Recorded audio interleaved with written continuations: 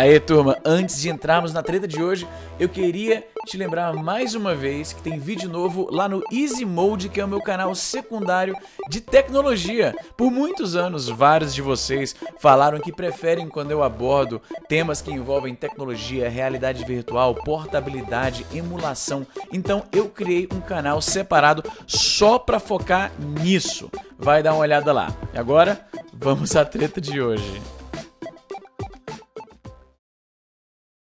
Tem uma frase que eu ouvia muito, mas nesses últimos anos ela se tornou muito mais relevante, que é a famosa: o Brasil me obriga a beber.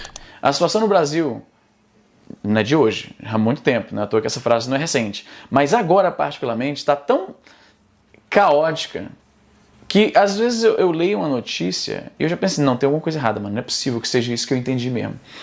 Leda Nagli, que é mais um nome de uma personalidade brasileira que eu nunca ouvi, eu só leio, então eu provavelmente estou pronunciando errado. Era, me dizem, até pouco tempo, uma jornalista de renome. Tinha um certo prestígio. As pessoas reconheciam o trabalho dela e ela era respeitada por essa função. Como muitas outras pessoas que pularam no barco do bolsonarismo, ela rasgou o seu currículo e ateu fogo na sua credibilidade, porque essa mulher agora passa pano para o presidente e suas decisões constantemente. E não apenas isso, porque passar pano para o presidente eu até consigo, ok, tudo bem, tem familiar meu que passa e eu já aprendi a aceitar isso. Mas essa mulher, ela foi para um oposto extremo, que é divulgar notícias falsas extremamente inflamatórias sobre o presidente, sobre o Supremo Tribunal Federal, sobre o ex-presidente Lula.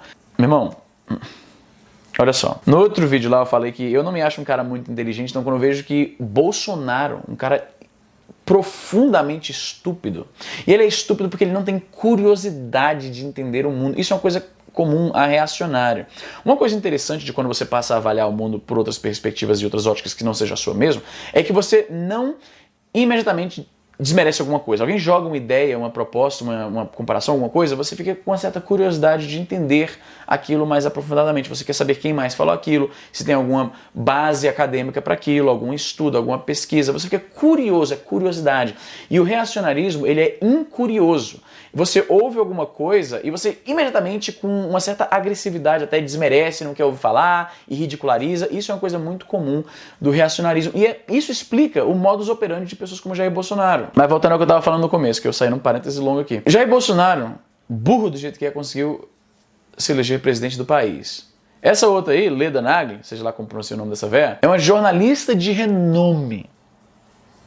Eu fico pensando, mano, eu tô fazendo alguma coisa muito errada com a minha vida. Que apesar de burro, eu sei que eu sou mais inteligente que esses caras. Eu devia ter um pouco mais do que esses caras, então, pela lógica. Eu tenho que me esforçar mais, mano. Então, eu tô fazendo alguma coisa errada nessa vida. Mas enfim, o que essa mulher falou? Numa live recente, essa mulher mostrou um tweet falso que atribuía ao Supremo Tribunal Federal e ao ex-presidente Lula uma conspiração para literalmente matar o presidente Jair Bolsonaro. Foi isso mesmo que ela fez. Sem conferir a informação, sem dar nenhum tipo de corolário ou algum disclaimer de, olha, isso aqui chegou aqui pra mim, a gente não... Não, ela simplesmente jogou que, olha o que estão falando aqui. Mano, em tempos de polarização, de radicalização, de violência, de agressividade, eu nunca vi, na minha breve vida nesse planeta, o Brasil tão polarizado, tão radicalizado como está acontecendo agora. Está se tornando quase impossível decifrar o mundo ao nosso redor, porque as narrativas são tão insidiosamente falsas, são tão difíceis de... Mentira é geralmente difícil de refutar de forma geral. Quando você joga uma mentira na internet, o trabalho... Tipo, você falar a mentira é uma postagem só sua, né? O resto das pessoas vai replicar aquela mentira. Para refutar aquilo requer muito mais trabalho. Então, o que acontece é que fake news se espalha e a retratação, quando acontece, né, se é que acontece, que nesse caso aconteceu, mas tudo bem. Tipicamente, esse tipo de notícia falsa, ela vai percorrer a internet sem nenhum tipo de oposição, até que simplesmente se torne verdade na cabeça de maluco. Então, como é que uma jornalista com anos de carreira, em teoria, conhece a ética jornalista, conhece o que é esperado do seu trabalho, ela vai e divulga irresponsavelmente uma teoria de conspiração que fala sobre matar o presidente. Mano, Assim, eu entendo que o Brasil tem muito da nossa cultura, minha teoria, tá? A nossa cultura é a cultura do, dá nada, não dá nada isso aí. Dá nada. É um motivo pelo qual, por exemplo, tem muita gente ainda aglomerando, porque, dá nada isso aí, se pegar não dá nada. As pessoas falam o que quiser, porque, dá nada. Então, é a impressão que eu tenho. Essa mulher se sentiu confiante de propagar uma notícia falsa como essa, porque dá nada. Impunidade completa, né? Falando em impunidade, começou-se a debater que tipo de punição seria apropriada para o que essa mulher fez. E, rapidamente, os seus apoiadores começaram a dizer que a imprensa livre está sendo perseguida.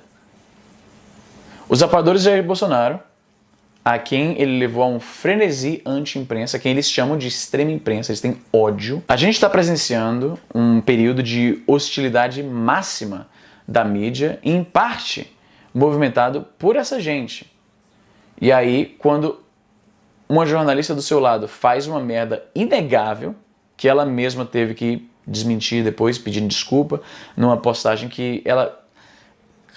É curioso, quando a pessoa faz merda e ela quer pedir desculpa, pra constar que ela pediu desculpa, mas ela não fala muito o que aconteceu. Lendo a postagem da jornalista, não fica muito claro que ela espalhou notícia falsa sobre uma conspiração pela morte do presidente. É uma coisa muito grave, mano. Ela, eu divulguei uma coisa... É muito ensaboada essa véia. Voltando ao que eu tava falando. Agora, esses mesmos caras estão dizendo que não, estão perseguindo jornalistas. A liberdade jornalística está sendo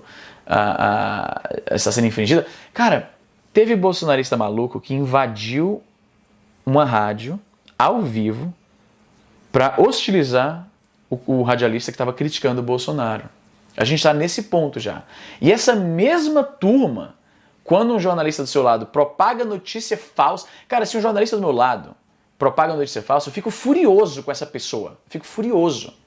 Não importa o que esteja sendo falado. Se você é alguém que eu acompanho, uma pessoa que eu confio, e você divulga algo falso, eu vou ficar muito revoltado. Eu vou criticar, assim, severamente.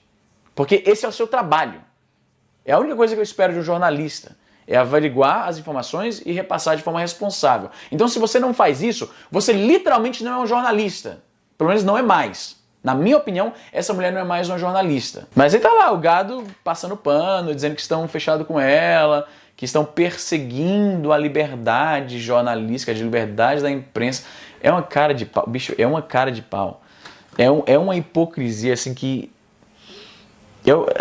Quando eu li 1984, e Orwell descreve no livro a ideia do duplo pensar, que é quando você mantém duas ideias claramente conflituosas, mas você compartimentaliza de forma que você consegue acreditar nisso, e você consegue acreditar nisso, e você nunca coloca as duas para se confrontar e ver que elas são mutuamente incompatíveis, né? Isso é duplo pensar.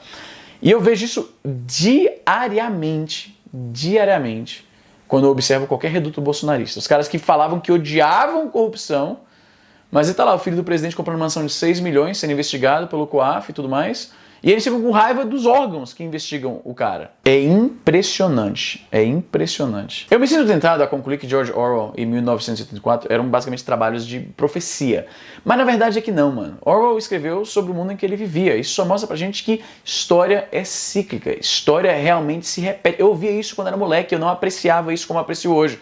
Se você não estuda história, eu diria até mais longe, se você não estuda sociologia, se você não estuda as causas de por que o mundo é como é, isso vai só se repetir pra sempre, mano. Não é à toa que esses caras geralmente têm uma extrema animosidade contra ciências sociais.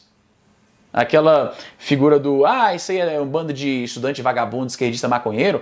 Eu entendo agora por que eles têm essa revolta contra essa galera. Porque eles literalmente não querem aprender, eles não querem aprender nada. Quando alguém que, olha, eu li alguns estudos e eu vi que esse fenômeno já é mais antigo, tem pessoas que o estudaram e essas são as explicações, as pesquisas que fizeram, as estatísticas, aqui, tudo aqui. O reacionário bolsonarista típico, ele fala, não, eu não quero saber disso não, isso aí é frescura, isso é babaquida, joga algum jargão, desmerece, ofende às vezes a orientação sexual da pessoa que está trazendo aquilo, porque isso é emiótipo deles, e pronto, é uma incuriosidade e sei lá, mano, que desgraça.